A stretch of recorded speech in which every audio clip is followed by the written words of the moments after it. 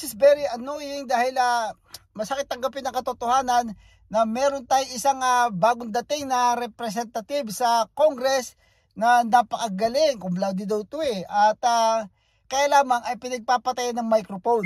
Okay, so pag pinakinggan nyo siya, ang pangalan niya ay si Congressman Raul Manuel, ay napakagaling. Ngayon, ang gusto lang ng tao ito ay transparency at ang problema, alam naman natin itong Congress is organized crime na. Okay, yun ang impression ng mga tao dahil kampihan yan dahil it's all about money dahil pag may mga pork barrel yan, so yun very corrupt ang Congress. So the other side, meron tayong isang bangaw na senador na Robin Padilla na namimirhisyo lamang at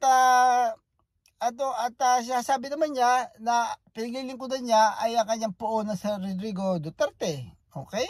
So hindi Pilipino, hindi ho yung kanyang Muslim, pinaglilingkuran niya. Doon lang daw siya nakikinig. At yung kanya namang poon na si former President Duterte ay there's no secret na gusto tayong gawin probinsya ng China. Yun ang kapalaran ng mga Pilipino. So etong si Raul Manuel ay talagang kailangan he's a rockstar. Kailangan subaybay natin to at suportahan natin. At napakagaling nito. Ito dapat hindi ito ang problema itong mga bobotante. Wala tayong magagawa dahil organized crime yan let's say na meron tayong mga bobotante makakausap, tanungin natin exercise natin to. So alin ba ang mas maraming namatay during martial law or yung drug war? Okay? So, medyo mag-iisip sila, hindi sila sasagot doon. Okay?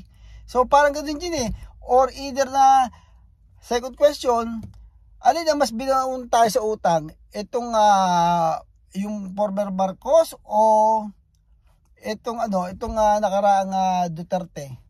So, yun lamang ang mga tanong, hindi nila sasagutin yun. So, same thing here. Pagka meron ka mga bagay na sinasabi ka na katotohanan ay yun nga nangyari kay Congressman Raul Manuel, pinapatay ang microphone, okay? At ganoon din yung dalawang babae, pinagpatayin din ng microphone. Ay yun na nga lang ang boses ng mga mahihirap. At saka yung mga yun, hindi ho kasali ho sa hindi ho for sale yung mga yun. Hindi yun nabibigyan ng pork barrel dahil laging kontra. Oh my goodness. Kawawa mga Pilipino. Kaya huwag ho tayo magpapatalo dito sa mga bobotante. Okay, pagkatapos itong vlog kong ito, marami na ng mga trolls. But that's okay. So, ganun talaga ho. At very powerful talaga dahil organized crime yan.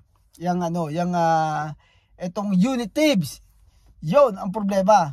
So, anyway, tuloy-tuloy tayo sa tututukan natin itong si Congressman Raul Manuel. Alright, okay. Ulitin natin pagka may mga matitino at saka matatalino na congressman na magiging boses sa mga mahihirap at saka may tutuwid ang ating gobyerno ay pinagpapatay ng microphone, ayaw marinig. Talagang organized crime nga itong Congress And then ang gusto nila makinig tayo doon sa bangaw na si Robin Padilla. Oh my goodness. At talaga nga pinababayaan nila bakit hindi na pagpatay ng microphone si Robin Padilla.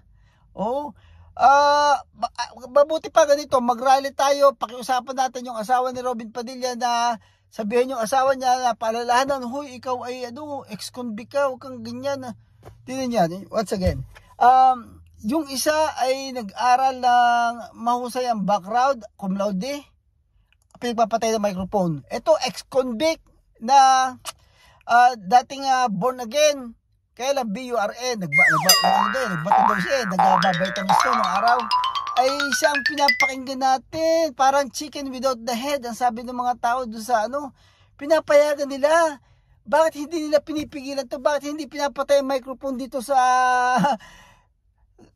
kupal nito? Si Robin Padilla talaga ito Ewan ko, dahil hindi, puro kabastusan lang naman ginagawa din Hindi naman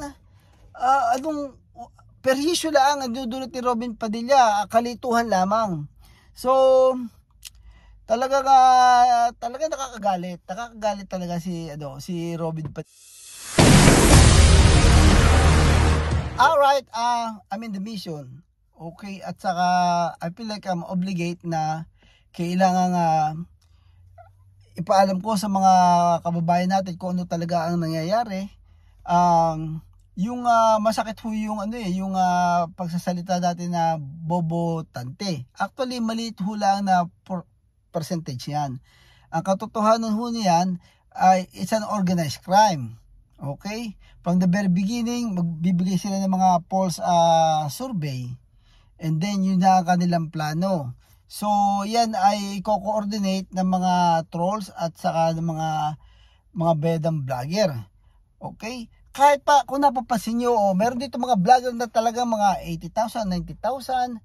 Pero, tingnan nyo naman, ang sinasabi nila, very hypocrite sila na sinasabi, pagka mali ay kinikriticize namin, pagka naman tama ay pinupuri namin.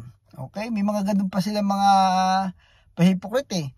Pero ang totoo diyan, hindi po. Sila po ay meron poon. Okay? Ang problema ay pagka may poon na ganyan bias na anong katotohanan ibibigay nun, di otherwise it's gonna end up for manipulation lang. So, marirecruit lang kayo niya pero yung para sa kanyang poon. So, ganun ho nangyayari. Tingnan niyo kung mapa DDS at saka yung mga Marcos, pag sinabi mo magnanakaw Marcos, hindi sila maniniwala.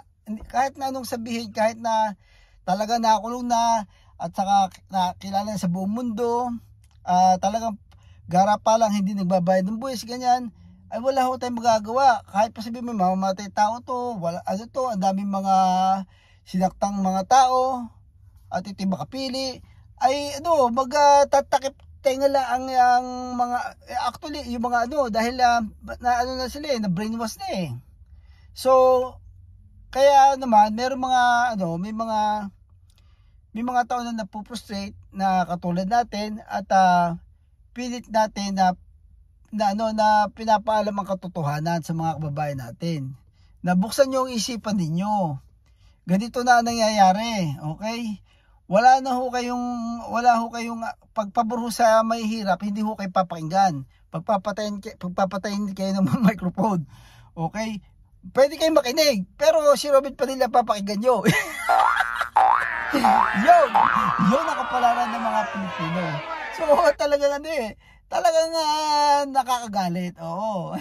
Nakakagalit yung itong ginagawa it's an organized crime. Yun ang natin dito. Kaya lamang ang challenge dito, bakit hindi nyo pagpatayan ng microphone si Robin Padilla? Ang pinapatay nyo ng microphone ay yung mga mahuhusay at gusto magtrabaho para sa Pilipino. Okay?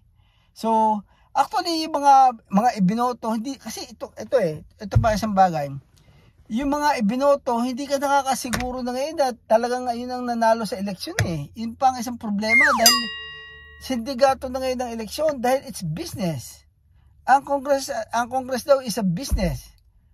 Pera-pera yan. Okay, walang tama diyan, walang Kahit pa ikaw kahit pa ikaw matuwid at para talaga sa maliliit, hindi ka papakinggan, pagpapatayan ka ng microphone. Pero kung ikaw magnanakaw at marami ka na kinuusap na kahati na kayo dito, huwag na kayo kukontra. Yun ang problema. So, ganun ang ganun ang Teka, nahulog na natin yung anyway, narito lang ako sa sasakyan kasi andito maganda, kulong na kulong dito eh.